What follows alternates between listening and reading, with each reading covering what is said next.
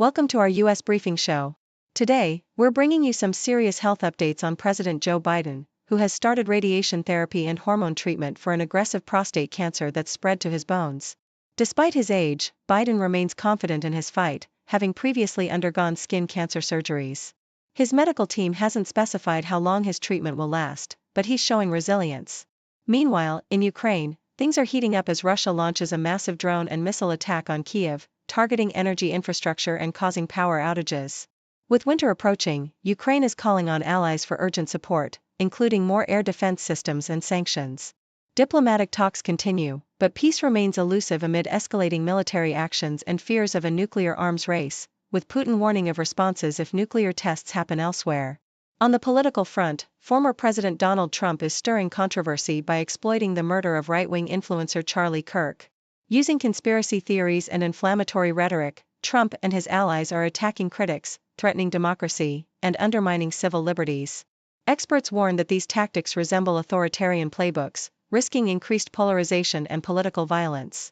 Plus, reports from China reveal the detention of Zion Church's pastor, Ezra Mingri, amid a crackdown on underground religious groups, highlighting ongoing religious suppression. Lastly, we fact-checked Trump's claims about $17 trillion in investments, which are mostly exaggerated or unverified, and saw how violence in Portland linked to Antifa is prompting calls for federal help as residents demand action. Please continue to watch for more details. CNN reports that President Joe Biden has begun radiation therapy as part of his battle against an aggressive form of prostate cancer that has spread to his bones. His team emphasized that the treatment is a new stage in his care plan, expected to last about 5 weeks, and he is also undergoing hormone therapy. Biden, who is nearly 83, previously shared that his cancer was not in any organs and that his bones remained strong, expressing a hopeful outlook. In addition to his prostate cancer treatment, Biden recently underwent Mohs surgery to remove skin cancer lesions, a procedure often used for fast-growing or recurrent skin cancers, including basal cell carcinoma, the most common type.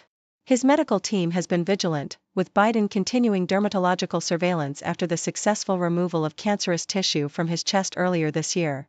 The Australian Broadcasting Corporation echoes these reports, confirming Biden's ongoing radiation therapy for his prostate cancer, which was diagnosed as aggressive and metastatic to his bones in May.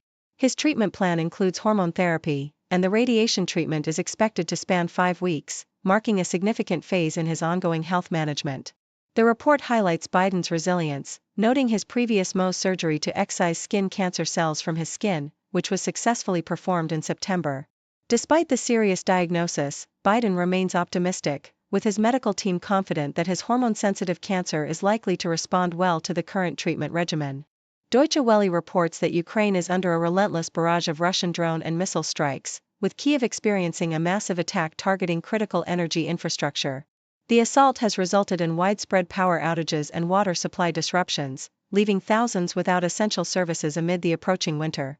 Ukrainian officials, including the energy minister, have emphasized their efforts to minimize damage and restore normalcy, even as a tragic incident in Zaporizhzhia claimed a child's life.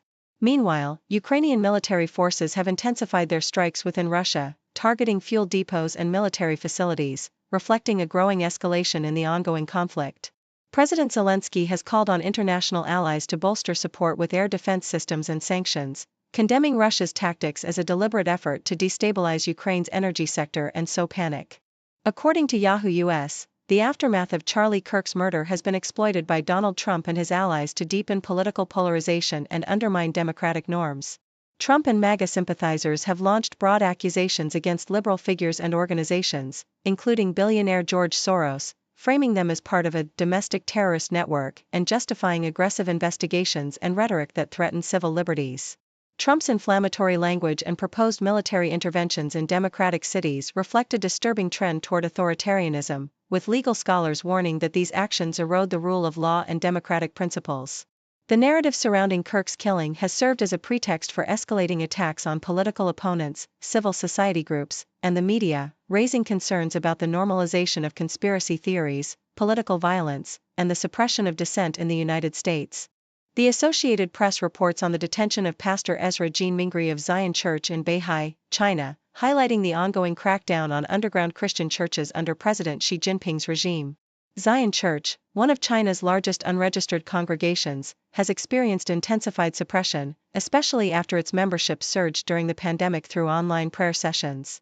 The church's leadership has been targeted, with Pastor Jean detained along with dozens of other church leaders across multiple provinces. His daughter, Grace Jean, now residing in the U.S., believes the recent crackdown is driven by Zion Church's growing influence and its challenge to Communist Party authority, especially after the church expanded significantly post-COVID. This wave of persecution marks the most extensive attack on urban house churches in over 4 decades, with authorities destroying crosses, burning Bibles, and shutting down church facilities, reflecting China's broader efforts to sinicize religion and enforce loyalty to the Communist Party. CNN scrutinizes President Donald Trump's exaggerated claims about foreign investments, revealing a pattern of inflated figures that distort reality. Trump has repeatedly claimed that over $17 trillion has been invested in the U.S. during his presidency, with some statements suggesting figures as high as $18 trillion, but official White House data shows the actual committed investments are significantly lower, around $8.8 trillion. The report emphasizes that many of these figures are based on vague expectations, non-binding commitments, or projected trade figures rather than actual investments. For example, the supposed $600 billion investment pledge from the European Union is based on anticipated interest rather than concrete commitments, while Saudi Arabia's $600 billion figure is an intention rather than a firm investment plan. Similar overstatements are found with India, Qatar, the UAE, Japan, and South Korea, where promises often involve trade goals, potential future investments, or vague economic exchanges, rather than tangible, immediate commitments.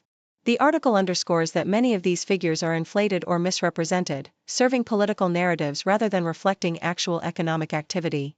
Yahoo US details the persistent violence linked to Antifa in Portland, Oregon, which the White House highlights as evidence of unchecked unrest ignored by local authorities.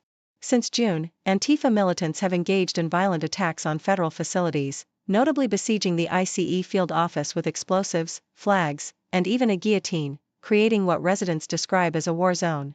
Business owners and residents express frustration over repeated break-ins, violence, and the city's failure to restore safety, calling for federal intervention. Federal prosecutors have charged dozens involved in the attacks, which are part of a longer history of Antifa-related violence dating back to 2016, including police vehicle burnings and a deadly riot in 2020. The White House advocates deploying the National Guard to curb the chaos, framing the situation as a national security concern and criticizing local leadership for neglecting public safety amidst ongoing protests and economic decline.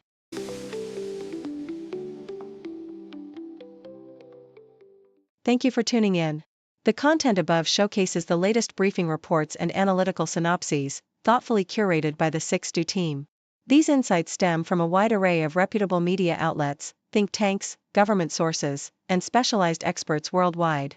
We encourage you to explore these sources for a comprehensive perspective. Keep in mind that while the content may not always align with the official standpoint of 6Do Brief, it's not meant to be taken as absolute directives for decision-making. Comprising seasoned media professionals, learned scholars, and accomplished scientists, the 6Do team embodies a trailblazing, fully independent media entity. To customize 6Do Brief to meet your professional needs, you have the option to subscribe to a diverse array of briefings on our website, 6dobrief.com. Regardless of your location, you can conveniently receive 6Do Brief via email. Morning sunlight on the street, city whispers soft and sweet, faces mix in daily grind, every story intertwined, cultures blend like colors bright, languages in the silent night, on the table stories told, food and feast upon so bold, people living day by day, in the heart they find their way, sharing moments, voices sing, in this world of everything. Society in rhythms beat, entertainment's fleeting heat, echoes of wars and fears, laughing through our unseen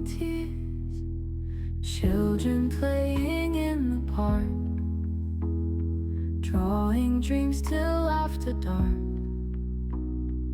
Elders speak of days gone by, washing shadows from the sky. People living day by day, in the heart they find their way, sharing moments, voices sing, in this world of everything.